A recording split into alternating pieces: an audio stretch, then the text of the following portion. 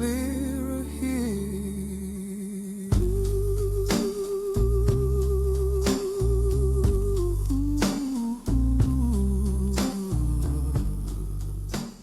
Hi, I'm Chris Charlie, and this is Hurting, Living, Loving, Healing.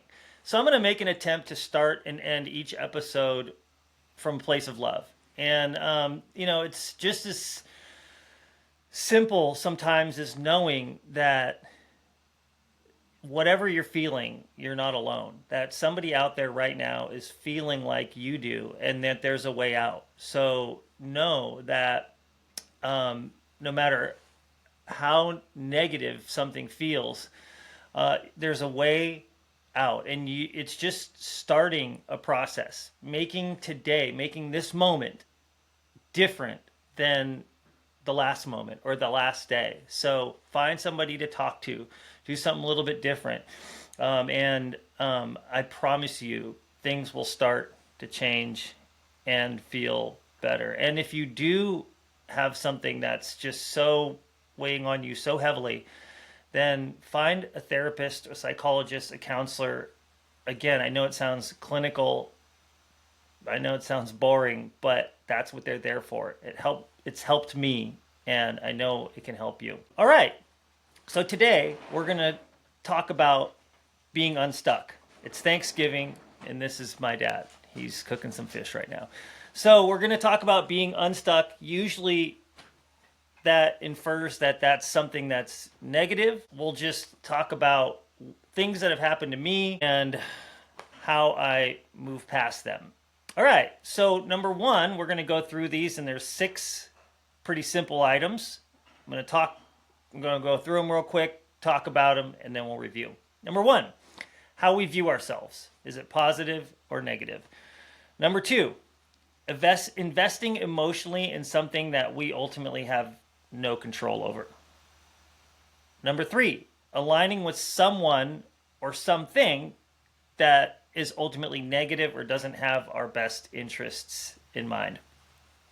Number 4, allowing somebody or something to make us feel negative because they want us to, or because they think they want us to see the world the way they do. And that's often in codependent relationships.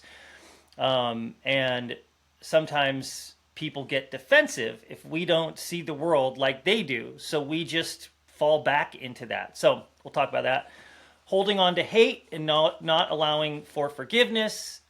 And then ultimately, I am right, therefore you must be wrong.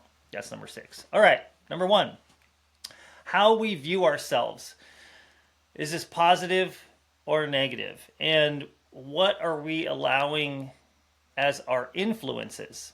And so if we're surrounding ourselves with negative people, with negative things, and that's what's conditioning our brain, we are going to see the world that way. If we're out there looking for all the negative things, if we're seeing people for their worst, then we're going to see them as their worst. So how we view the world has a huge impact on whether or not we think it's nice, or we think it's mean, it's safe, or it's friendly, whether or not we think that we belong or we don't belong. So it's important to switch our viewpoint, our perspective. And for me, that started emotionally. And this is something that I actually learned but didn't apply. I learned it in community college, but I didn't apply it till much later in life. And that was called mood congruent behavior. So this is how I feel is going to determine what I do. So if I start my day and I'm in a funky mood, the last thing that I'm going to do is run around and give a whole bunch of people compliments in a happy state, right? If I'm feeling in a funky mood, then I'm going to typically be shorter. I'm going to give people less of a break. I'm going to see things as pessimistic. And it's like the chicken or the egg thing, right? Which came first? In our brains, a spiral, rumination. All that can start with one thought, one idea, one feeling, and then it starts to compile. And then if you add, a work situation on top of there, poor performance, or, loss of a loved one, or any of the things, car accident, and you have all these things, and persevering through these things with a view on the things that are always positive. There's things that in our lives that we always can look for, and two, that are positive. And what are we seeing? Ultimately the negative or ultimately the positive? It can feel so unfair. It can feel like life is happening to us and we have absolutely no control. Staying in this state of appreciating the small things. Did we have food? Do we have lights? Do we have people, somebody that loves us? Do we have a hand to hold? Do we have, fresh water to drink? These things are so easily taken for granted, but if we learn to appreciate the little things, then we can create these foundations and come from a place of happiness, change our perspective from constant negativity to some positivity. All right. Investing emotionally in something we ultimately have no control over. I believe that this is happening more now than it's ever happened because of a lot of divisiveness, because of lots of fear, because of lots of social media. We get information so much faster than we did, and it wants us. There's these groups that have never been out there before that wants us to align with them, and then the next step is they want to push away or fear the opposition. And everyone has their ideas as to why that is, and we are falling for it as humans. We are 100% biting on it, and you see it all the time. It's so hard to hate up close, but people take to social media and they're willing to protect their position on politics, their position on religion, their position on abortion, their position on gun control. These are things that used to be so much less triggering. You could talk about them and still be friends at the end of the day, but people now pick a team, and it's so unhealthy for our mental state. And we can control our own thought and idea, and we can control our actions around those thoughts and ideas, but we can't ultimately change the way that the world sees the topic. And it's important for us to understand and be realistic with just how much agency we have, and then how much we want to dedicate our mental power towards something like that as it relates to the negative. If it's really positive and you're connecting and you're spreading a great word of love and connection and kindness, and you have groups of people that are all in this for the right reasons and pushing, the ball forward and creating connectiveness, great. But if it's about decimating the opposition, then there's some things in there that can really deteriorate your mental state. So we have to be careful as to how much mental and emotional energy we dedicate to those things. Now, this is different than a cause, right? If I have a cause and the difference is sitting back and participating as an armchair quarterback and just lobbing out negativity versus, no, I believe this, therefore I'm going to do something about it, right? If you're gonna be about it, do about it. If you're gonna have an idea or a thought with something, go be out and be a positive voice for whatever your cause is. That's great. That's amazing. That's a wonderful way to find your people, your pack. That's a wonderful way to help something, right? Whether it be, homelessness or the fight against, mental health or cancer research or whatever the case may be. There's tons of things that you can be a part of that are all positive. Then, I think the other part of this is arguing things that are ultimately opinions and then subscribing to them as facts, and then attaching some sort of mental real estate to those things, and then letting those things bring you down. All right. Now, number three, aligning with something or someone that is ultimately negative. And a lot of times, this is kind of like picking the team. And a lot of times, the true negativity in this is it's indiscriminate negativity, meaning that we are, for our team or whatever it is that we are believing in, we are wholly, entirely good, and the opposition is entirely bad, right? So you've got this super complex program or whatever it is that you're subscribing to, and then there's the opposition. And everything that they're doing is negative, and I'm the good guy in this, you're the bad guy. I'm holier than thou, you are evil. This whole thing that's logically, it's not binary like that. There are varying degrees. There's good and bad in everything, right? There's varying degrees. And we have to see the truth for what it is, as it relates to our mental health, because it's so easy to attach to something and then let that run our entire mental space. And we only get one thought at a time, people, right? And if it's negative, if I'm thinking connecting my life moments with one negative thought after the next, that's the movie that I'm creating for my life, right? So just think of what movie you are making in your life. You've got the producer, the director, the actor, right? You've in the film in your brain. So if you are largely seeing the world as a negative and hateful place, and that's what you're projecting out onto the world, that's the movie that you're making for you and all the people around you. So just think if that's, what you want to do.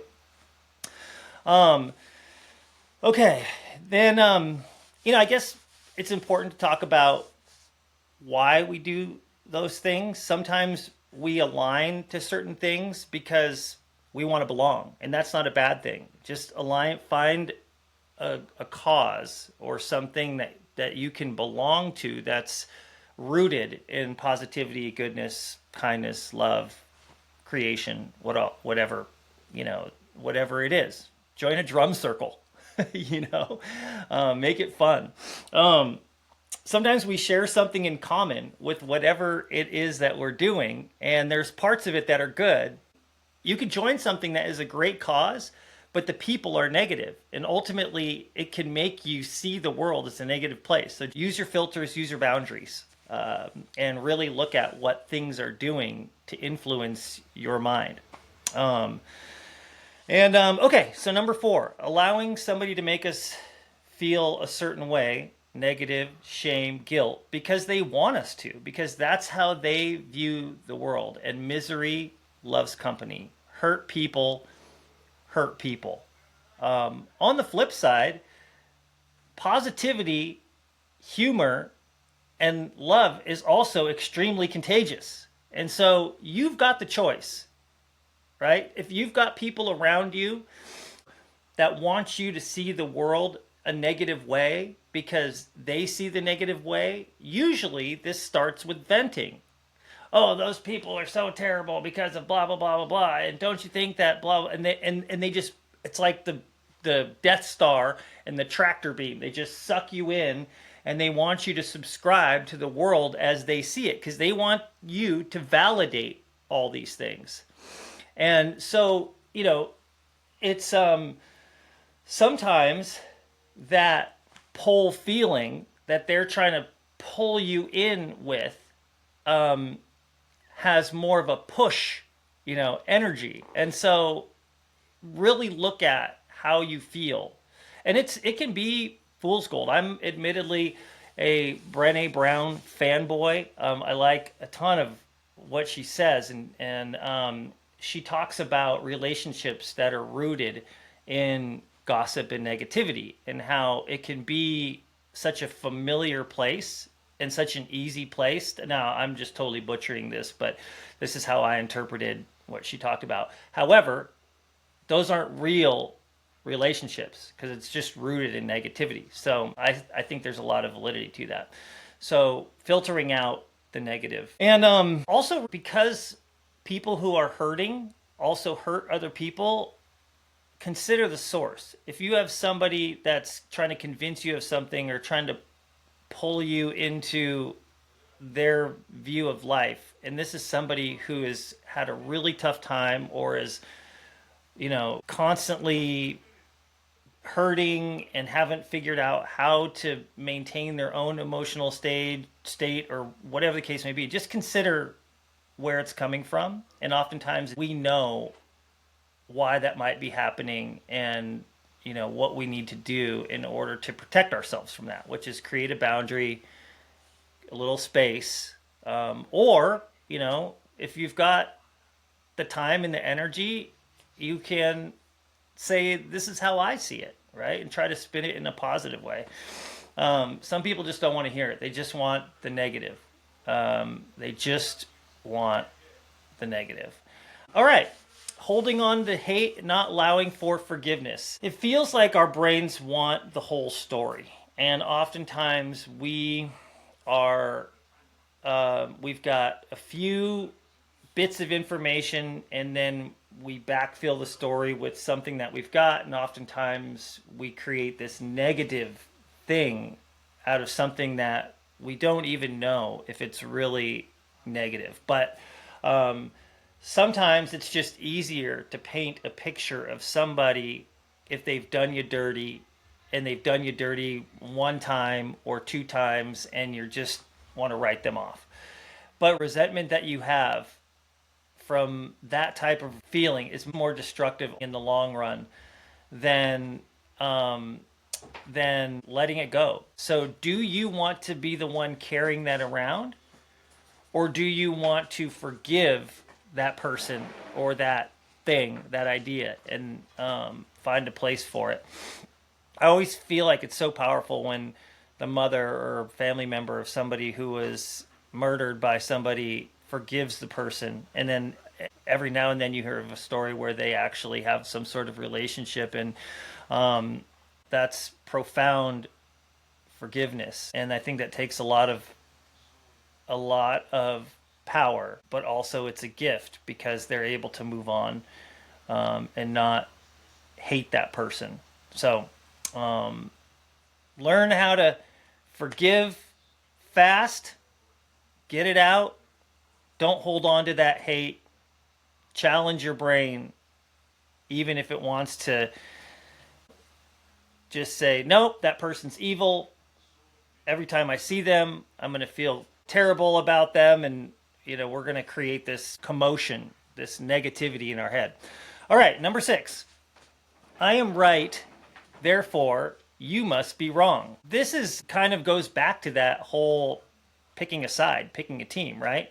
If I'm right, therefore you must be wrong. And there's being right, then there's being correct, and then taking the position of which one do I really want to put energy into, and then assuming that if I'm right, that there's some opposition that must be wrong. And there's, there are situations where somebody wants to argue their point because maybe they've taken a stance on something or they've done some research on something and they have an idea that ultimately is controversial. And at the end of the day, they have a particular feeling about that idea that they're not willing to let go, even with additional information. They see the world as they see it, and their ego won't let them move past this. We're seeing this a lot actually with science these days, where there are new either scientists or researchers bringing on new information, and instead of at least or at just very least looking at it, they just throw it out because it challenges their belief system. And I think it's so sad to not let new information into a picture because of ego or because of your own ideation that you feel like is an extension of your person, right? I am not my ideas. I like being wrong because then I can get to the right faster, right?